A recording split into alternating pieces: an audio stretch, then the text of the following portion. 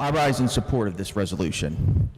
What this resolution does is it allows us to apply for a convention in which West Virginia would have a say in constitutional amendments. And these constitutional amendments would relate to putting restraints on the federal government, term limits, and putting fiscal restraints on the federal government.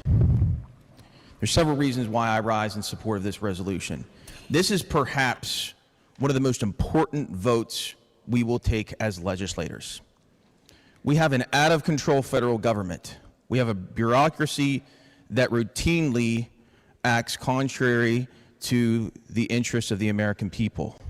We have an expanding bureaucracy. We have politicians in Washington that serve basically as long as they want to. And for these reasons and many others, we need to put some brakes on the power and authority of the federal government.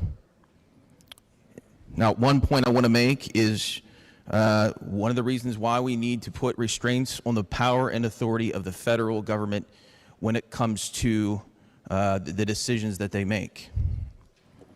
Now, one of the most significant provisions of the U.S. Constitution is the Commerce Clause. Now, this is perhaps the one part of the U.S. Constitution that has been abused the most. The Commerce Clause has been expanded to such an extent that there are basically no limits on what the federal government can do for all practical purposes. One case that I will reference is one that came up during the Depression. During the Great Depression, there was the case of Filburn, Wickard v. Filburn. And in this case, essentially what happened is the Roosevelt administration and Congress pushed through what was known as the Agricultural Adjustment Act. And as part of this act, essentially what the federal government did is they put limits on how much wheat a person could actually be produced. Now, a guy by the name of Filburn, he challenged this law. And as part of the challenge to this law, he said, look, there's no reason to be putting any limits on how much wheat I produce because a lot of the wheat that I'm going to be producing, I'm going to be using for personal use. He challenged this law. The case went all the way to the U.S. Supreme Court. And you know what the U.S. Supreme Court said? They interpreted the Commerce Clause in such a way that it was interpreted beyond recognition. Essentially, they said that, yes, the federal government could actually regulate how much wheat a person could use for their own personal use. That was an abuse of the power of the federal government. That was far beyond what the framers intended whenever they pushed through and enacted the Constitution of the United States. That's just one example. A more recent example was an expansive view that was taken over the Commerce Clause so that the federal government could claim, and they actually did this, they said, based on the Commerce Clause, you have to buy health insurance. That's how they've interpreted the Commerce Clause. It's gone so beyond what the framers intended that it's beyond recognition. The other thing that this convention calls for is term limits. Well, a lot of people ask, well, don't we have term limits? Isn't that elections?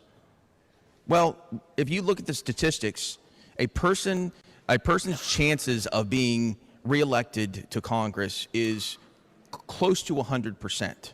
Close to 100%. Those are the chances that somebody's going to be reelected. And what happens is many individuals that end up going to Congress, they just stay there forever and they don't do anything. They do nothing. They don't do anything to limit the power and authority of the federal government. They don't put fiscal restraints on how much we're spending.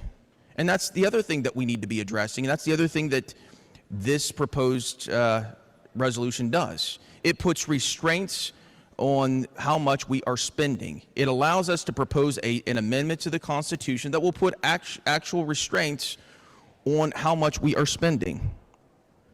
Right now, the federal budget is such that 9% of everything we spend goes towards financing our debt. That's going to continue going into the future if we don't do something.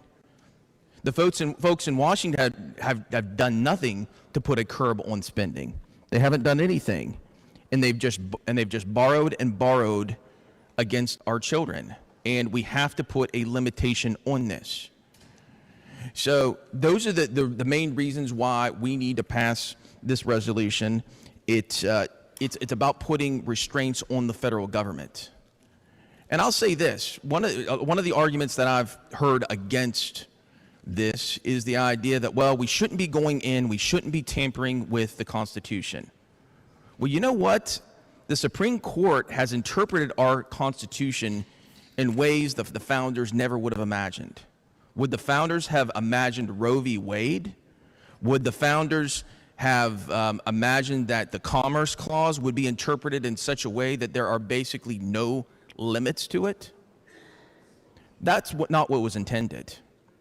This is our chance to put a proper check on the power and authority of the federal government. And the other concern that I've heard about this proposed convention is the idea that there aren't going to be any kind of proper checks on it. Well, there are proper checks on it. The proper check is the people of West Virginia and all the other states out there that have shared values with us. And I just want to be clear with this. For any kind of amendment that gets through this convention to be passed, it has to be approved by 3/4 of the states. So that means a majority of states that are similarly situated and have similar values to West Virginia are going to have to approve any kind of amendments. 3/4. That means the vast majority of the states that voted for Donald Trump would have to approve of any kind of proposed amendments. That's a sufficient check.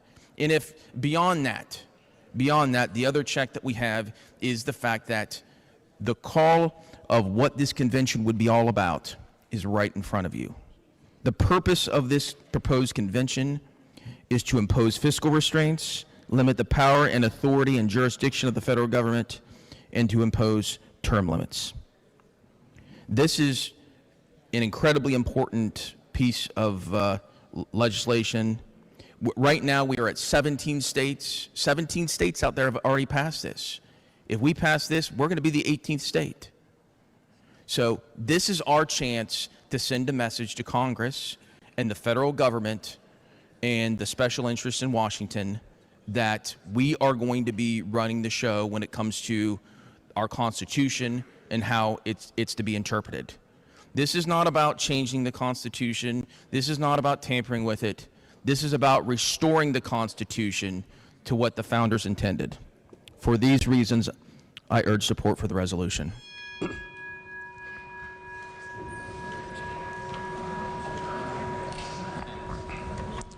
Has every member voted?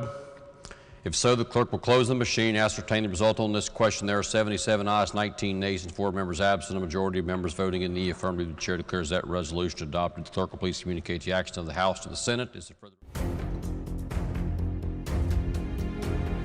I'm here live in Philadelphia at the Tomb of the Unknown Soldier. When you hear the phrase lives, fortunes, and sacred honor, these are the folks we should think of, those who anonymously gave their lives. Well, today you have a chance to volunteer. You need to volunteer for conventionofstates.com, the movement that's going to save the country.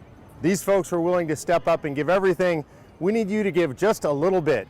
Go to conventionofstates.com and volunteer today.